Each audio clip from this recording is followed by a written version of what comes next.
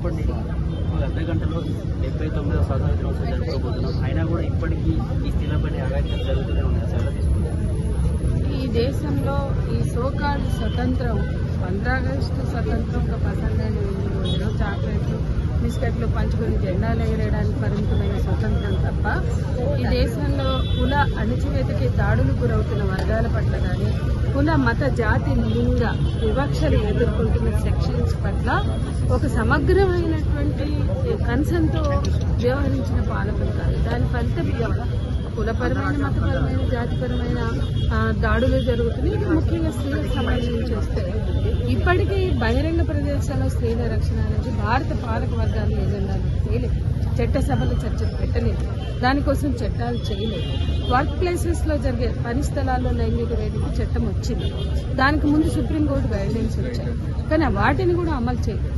అంటే ఈ రోజు కూడా ఇంత ప్రమాదకరంగా ఒక మెడికో, ఇప్పుడు ఆర్జీ కార్ మెడికో పని చేసి వచ్చి తన డ్యూటీలో భాగంగా ఉన్న సమయంలో ఈ దాడి జరిగింది, ఈ అత్యాచారం జరిగింది. ఆమె బలైపోయింది. ఇవాళ ఎప్పుడు స్త్రీలపై అత్యాచారాలు దాడులు జరిగినా వాళ్ళని బాధ్యులు చేసేటువంటి ఒక ధోరణిని చూస్తున్నాం. వాళ్ళు బట్టలు సరిగా లేవు, అర్ధరాత్రి ఎందుకు నిలబడ్డారు? మరి అర్ధరాత్రి ఆడపిల్లలకు డ్యూటీలు లేవా? చదువుకుంటున్న మెడికోలకు కానీ పోలీసుకు కానీ ఇవాళ ఐటీ సెక్టార్లో ఉన్న వాళ్ళకి డ్యూటీలు చేయట్లేదా? డ్యూటీ మేము ఆడవాళ్ళం కాబట్టి అర్ధరాత్రి చేయమంటే పని దొరుకుతుందా? కాబట్టి ఇవాళ స్త్రీల రక్షణ విషయంలో ఏజ్ ఓల్డ్ ఆర్గ్యుమెంట్స్ ని ముందుకు తెచ్చి కప్పిపుచ్చుకోవడానికి ప్రయత్నం. అంటే వాళ్ళ బట్టలు ఏంటి, ఏ టైంలో ఉన్నారు, ఎట్లా ఉన్నారు, ఎందుకు ఉన్నారు, ఇవన్నీ కాదు. ఎట్లన్నా ఉన్నది, ఎక్కడన్నా ఉన్నది, ఎప్పుడన్నా ఉన్నది. ఆమె ఒంటిని చేసే హక్కు నీకు లేదురా బాబు అని చెప్పే పాలకులు కావాలి, అని చెప్పట్లేదు. ఎందుకంటే బాధ్యుల్ని చేసి మోర్ విక్టిమైజేషన్ జరుగుతుంది తప్ప ఆ ధోరణి ఎందుకు వస్తుంది అంటే స్త్రీల పట్ల జరుగుతున్న అత్యాచారాలని ఆమోదిస్తున్నారు, వాళ్ళనే బాధ్యుల్ని చేసి చూస్తున్నారు. దానికి స్ట్రింజెంట్ లాస్ ఉన్నాయి. ఏ స్ట్రింజెంట్ లా వచ్చినా ఆ లా మాటన పోలీసుల అవినీతితో దాన్ని తప్పుగా పట్టిస్తారు, లేదా ఈ రకమైన బురద జల్లే కార్యక్రమాలు చేస్తారు తప్ప అంత స్ట్రింజెంట్ లాస్ ఎందుకు వచ్చింది అంటే ఆ నేరం పునరావృతం కాకూడదు. ఎప్పుడైతే నేరం జరిగినప్పుడు నేరస్తుని శిక్షించడం చట్టబద్ధంగా, అది కూడా దిశ ఎన్కౌంటర్ చేస్తే మేము ఆ రోజే చెప్తాం. దిశ ఎన్కౌంటర్ చేసి చేతులు దులుపుకుంటే అసలు సమస్య మీద అవగాహన ఏమీ ఉండదు ఎవరికి. ఇంకో అత్యాచారం జరగదన్న గ్యారంటీ లేదంటే ఆ తెల్లారి నుంచి జరిగింది. ఇప్పటికీ జరిగింది. అత్యాచారంలో 10 మంది నిందితులు ఉన్నారట, పోలీసులు ఒక్కరు మాత్రం ఉన్నారని చెప్పడం సరే, పోలీసులు ఎంత పక్కదో పట్టించినా ఎంతమంది ఉన్నా ఒకటి ఇది గ్యాంగ్ రేప్ అనే ఆధారాలు మెడికల్ గా ఈజీ దొరికినట్లయితే ఎంతమంది ఉన్నారు వాళ్ళు ట్రేస్ అవుట్ చేసి పట్టుకోవాలి.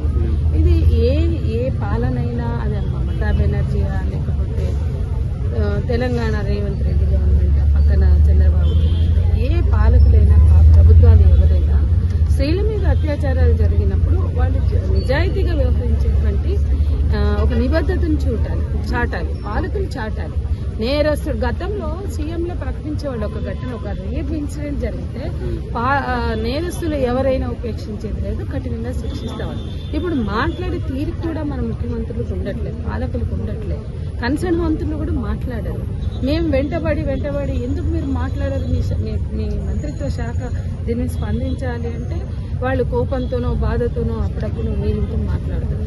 కానీ అసలు ఇవి జరగకుండా ఉండాలి అంటే పాలక వర్గాలు ఎట్లా అడ్రస్ చేయాలి? ప్రభుత్వ యంత్రాంగాలు ఇటువంటి సమస్యలు జరిగినప్పుడు, ఇవి రిపీట్ అవుతున్నప్పుడు వాటిని అడ్రస్ చేయడంలో ఒక బాధ్యత వహించాలి. అట్లాగే నేరస్తుల్ని పట్టుకోవడానికి కానీ చట్టబద్ధంగా శిక్షించడానికి కానీ తగిన కృషి చేయాలి.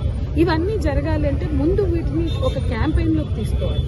రేపు లైంగిక వేధింపులు పరిసరాల్లో కావచ్చు, బహిరంగ ప్రదేశాల్లో కావచ్చు, అనేక రకాలుగా విభజించాలి. ఈరోజు ఇంట్లో జరుగుతున్నాయి, బయట జరుగుతున్నాయి, బస్సులో జరుగుతున్నాయి, బాత్రూంలో పోతే జరుగుతున్నాయి, పని స్థలాలు వాళ్ళు ట్రేస్ అవుట్ చేసి పట్టుకోవాలి. ఇది ఏ పాలనైనా, అది మమతా బెనర్జీయా లేకపోతే తెలంగాణ రేవంత్ రెడ్డి గవర్నమెంట్, పక్కన చంద్రబాబు, ఏ పాలకులైనా ప్రభుత్వాలు ఎవరైనా స్త్రీల మీద అత్యాచారాలు జరిగినప్పుడు వాళ్ళు నిజాయితీగా వ్యవహరించేటువంటి ఒక నిబద్ధతను చాటాలి, పాలకులు చాటాలి.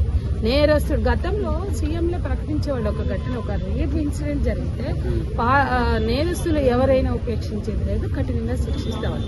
ఇప్పుడు మాట్లాడే తీరు కూడా మన ముఖ్యమంత్రులకు ఉండట్లేదు, పాలకులకు ఉండట్లేదు, కన్సర్న్ మంత్రులు కూడా మాట్లాడారు.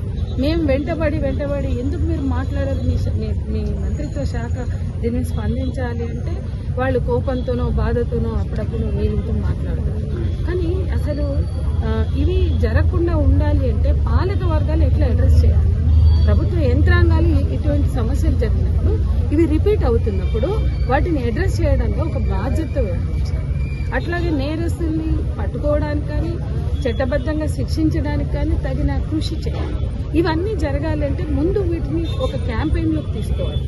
రేపు, లైంగిక వేధింపులు పరిసరాల్లో కావచ్చు, బహిరంగ ప్రదేశాల్లో కావచ్చు, అనేక రకాలుగా విభజించాలి. ఈరోజు ఇంట్లో జరుగుతున్నాయి, బయట జరుగుతున్నాయి, బస్సులో జరుగుతున్నాయి, బాత్రూంలో పోతే జరుగుతున్నాయి, పని స్థలాల్లో జరుగుతున్నాయి, బహిరంగ ప్రదేశాల్లో జరుగుతున్నాయి. కాబట్టి వీటి మీద క్యాంపెయిన్ జరగదు. ఇప్పుడు పల్స్ పోలియో క్యాంపెయిన్ ఎంత విస్తృతంగా చేస్తారు, హెచ్ఐవి పులిరాజాకి ఎయిడ్స్ వస్తుందా అన్న ఒక క్యాంపెయిన్ దేశంలో ఉండే అన్ని భాషల్లో ఒకే రోజు పేపర్లో యాడ్గా వచ్చింది. అన్ని భాషల్లో అన్ని న్యూస్ ఛానళ్లలో ఒకే రోజు పులిరాజాకి ఎయిడ్స్ వస్తుందా అనే ప్రశ్నని వదిలి దాన్ని 20 రోజులు, నెల రోజులు క్యాంపెయిన్ చేసి బట్టలు ఉత్తుకునే చాకలి కానించి, రోడ్డు కానించి, డ్రైవరు, ట్రక్ డ్రైవర్ కానించి, ఒక డాక్టరు, ఇంజనీరు, అన్ని సెక్షన్స్ ప్రజలు పులిరాజాకి ఎయిడ్స్ వస్తుందా అనే ప్రశ్న వేయడం, అందరూ దాని మీద క్వశ్చన్ మార్క్ వేసి పెట్టడం. 30 రోజుల తర్వాత పులిరాజాకి ఎయిడ్స్ రాదు, ఎందుకంటే ఆయన కండం వాడలేదని చెప్పారు. అంటే ఒక హెచ్ఐవి అవసరమని కాదనట్లేదు, దానికి చెప్పిన ప్రాధాన్యత అంతకన్నా ప్రమాదకరంగా స్త్రీలపై జరుగుతున్న హింస పట్ల ఎందుకు లేదు, దాడుల పట్ల ఎందుకు లేదంటే అసలు పాలకులకి స్త్రీల మీద జరుగుతున్న హింస ఎప్పుడూ ఇష్యూ కాదు, ఎప్పుడూ అది ఎజెండాలో కనిపించదు. అవుట్ రేజ్ ఉంటే ఒక మాటగా అంతవరకు మాట్లాడగలుగుతారు. ఇప్పుడు దీని మీద కూడా అందరూ వ్యతిరేకిస్తే మాట్లాడతారు. కానీ ఒక విధానం ఉండాలి, ఒక పాలసీ రూపొందించి మేము అడుగుతున్నాము, నిర్దిష్ట కార్యాచరణ ప్రణాళికను రూపొందించి అమలు చేయండి, నిరంతరం క్యాంపెయిన్ చేయండి. పిల్లల మీద, పెద్దలు, మహిళలు, మగపిల్లల మీద కూడా జరుగుతున్నాయి. బస్తీలలో గంజాయికి అలవాటు పడి మగపిల్లల్ని కూడా సెక్షువల్ అసాల్ట్ గురి చేస్తున్నారు. మరి మగవాళ్ళే, ఆడవాళ్ళే అందరూ బలవుతున్నారు. కాబట్టి ఈ లైంగిక ప్రకోపాలు, పర్వర్షన్స్, ఫోన్ కల్చర్తో ఉన్న ఎక్స్పోజర్, ఇవాళ అనేక దేశాలు ఈ చెత్త ఫోన్ కల్చర్ రాకుండా నియంత్రించుకోలేదు. కానీ ఇంత పెద్ద మతతత్వం గురించి మాట్లాడుతూ భారతీయ సంస్కృతి పట్టుకట్టని పొద్దున్న లేస్తే ఉపన్యాసాలు ఇస్తూ మా మతం గొప్ప మతం, మా దేశంలో స్త్రీలను బాగా గౌరవిస్తాం, అసలు హిందూ సంస్కృతి స్త్రీలను గౌరవించే సంస్కృతి అని చెప్పి చలామణి చేసుకుంటున్నారు తప్ప ఆ ఫోన్ కల్చర్ని కూడా ఆపే స్కీమ్ వీళ్ళకి లేదు. కాబట్టి వీళ్ళు ఎప్పుడూ కూడా స్త్రీలకు రక్షణ కావాలి, లేదా స్త్రీలు ఈక్వాలిటీతో బతకొచ్చు, వాళ్ళు సమానత్వ హోదా కలిగి ఉండాలి, వాళ్ళు ఈ రకమైన హింసకి, దాడులకి, వివక్షకి, అసమానతకి గురి కావద్దు, బలి కావద్దు అని కన్సర్న్ పాలకులు ఎవరికి లేదు. ఎవరున్నా వ్యక్తులుగా సోనియా గాంధీ కొన్ని సందర్భాల్లో బాగా మాట్లాడుతుండొచ్చు, రాజీవ్ గాంధీ 1/3 రిజర్వేషన్స్ విషయంలో కొంత డైనమిక్గా ఆడవాళ్ళకి ఆలోచించవచ్చు. అట్లా వ్యక్తులను తీస్తే వ్యవస్థగా ఎవరు చేయలేదు. మహిళా ఉద్యమాల పోరాటాలతోటి, ఒత్తిడితోటి ఇప్పటివరకు వచ్చిన ప్రతి చట్టం కూడా వచ్చింది. పాలకులు తలుచుకున్న చట్టం ఒకటి కూడా లేదా, ట్రిపుల్ తలాక్ తప్ప.